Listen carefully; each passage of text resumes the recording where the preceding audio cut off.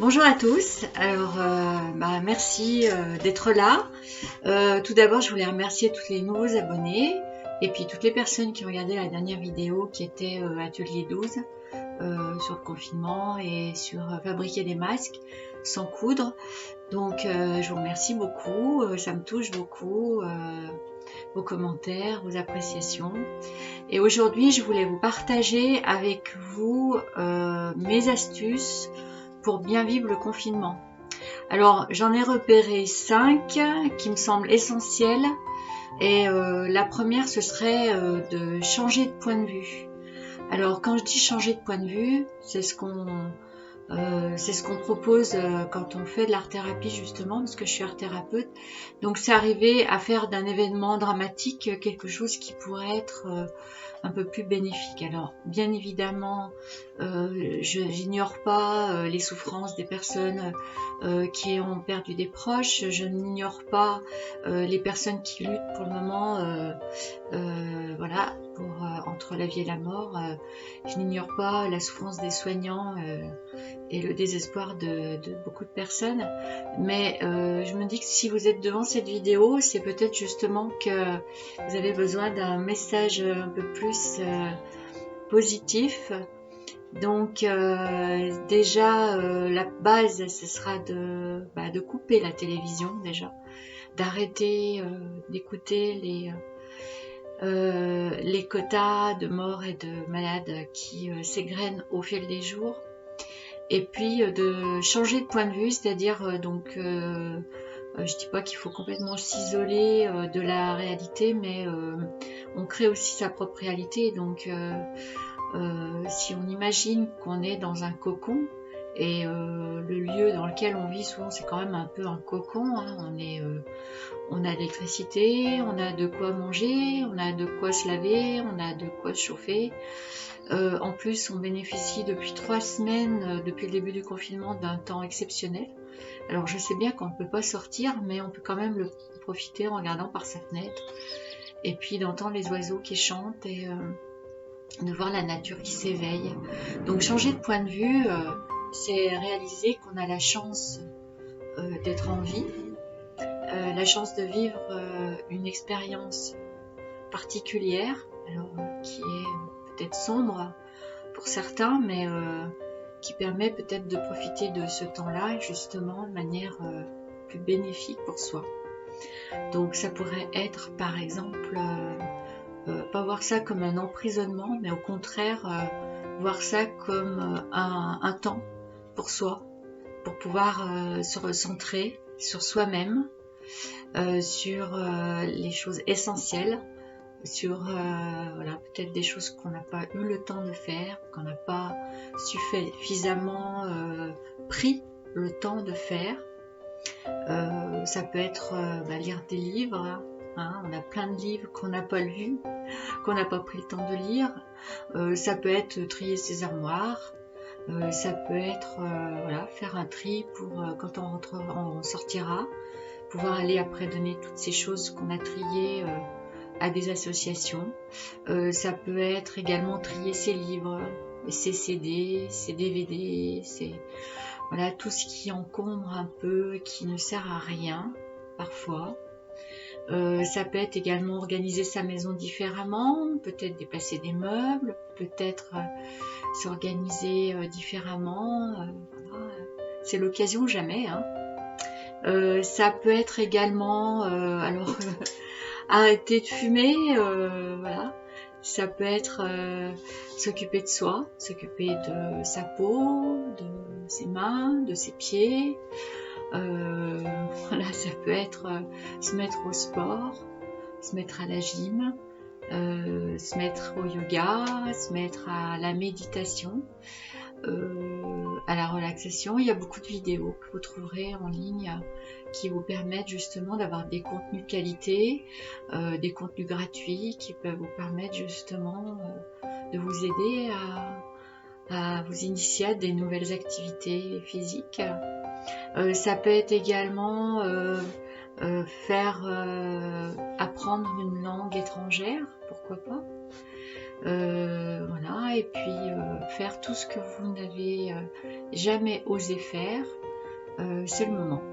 Voilà, tout ce que vous avez toujours dit, un jour je le ferai, ou à la retraite je le ferai, quand mes enfants seront partis de la maison je le ferai. Non, c'est le moment jamais de le faire. Donc ça, c'est vraiment la règle d'or, je dirais, la numéro 1. C'est changer son point de vue et puis s'accorder ce temps pour soi.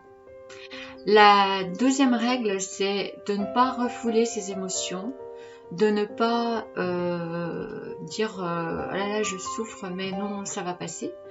Il peut être normal d'avoir des angoisses, d'avoir des peurs, et ce temps-là, justement, on peut l'utiliser pour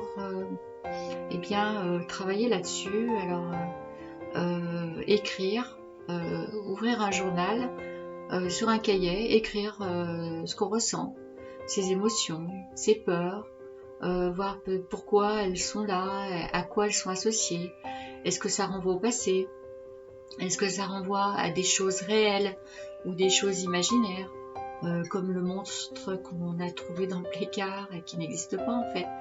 Est-ce que c'est plutôt une projection vers le futur? Est-ce que c'est un renvoi vers le passé?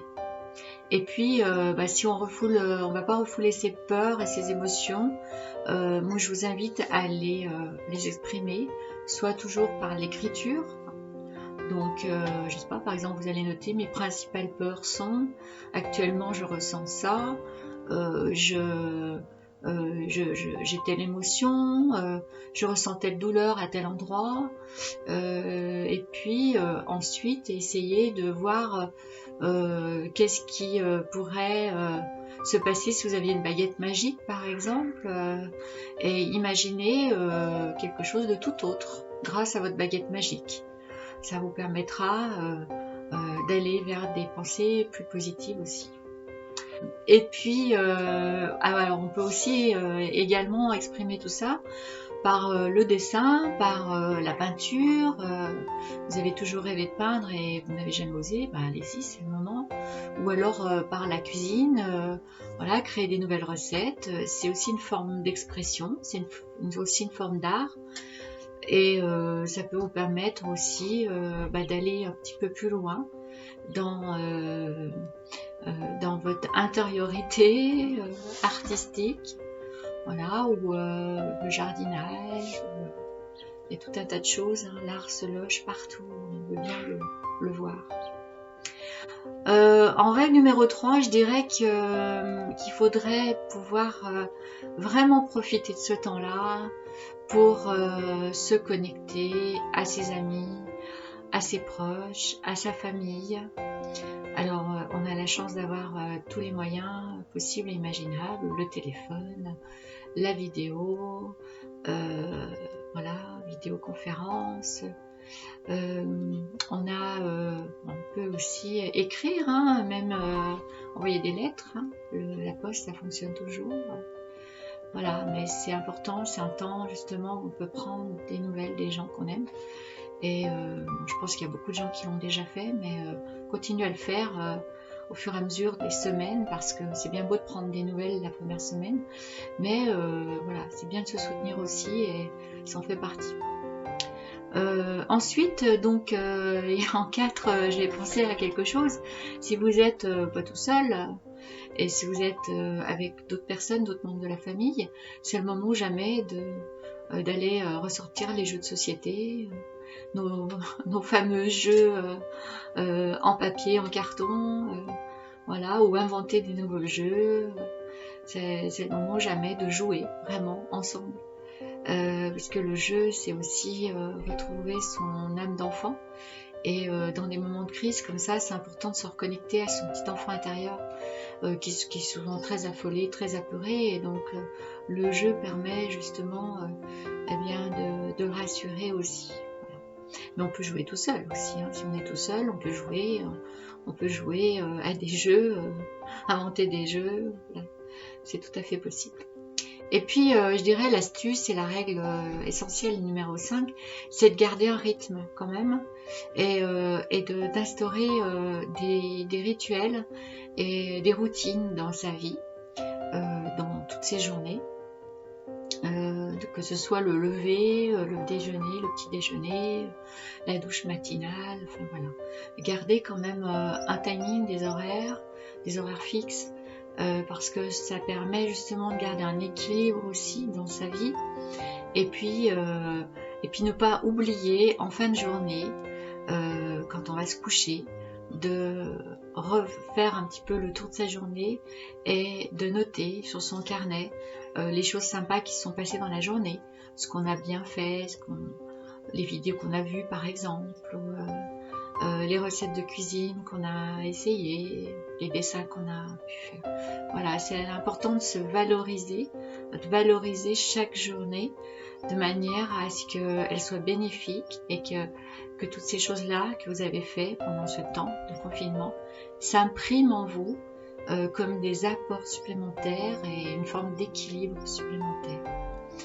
Voilà, j'ai fait le tour. Donc si vous avez aimé ces conseils, ces astuces, mettez un petit pouce, partagez, commentez et abonnez-vous à ma chaîne. Voilà, je vous remercie et je vous dis à bientôt.